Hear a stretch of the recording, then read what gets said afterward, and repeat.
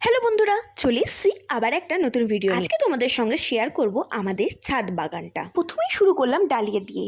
শীতকাল মানে ফুলের বাহার, আর সবথেকে শীতকালে যেই ফুলটা সবথেকে আমার ভালো লাগে সেটা হচ্ছে ডালিয়া।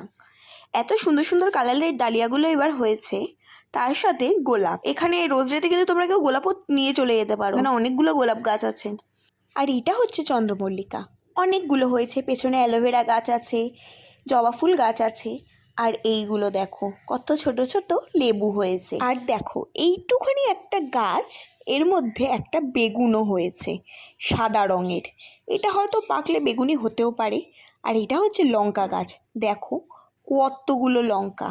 এটা সাদা গোলাপ, গাঁদা, এগুলো সব ভর্তি আছে। লাল কালারের জবা।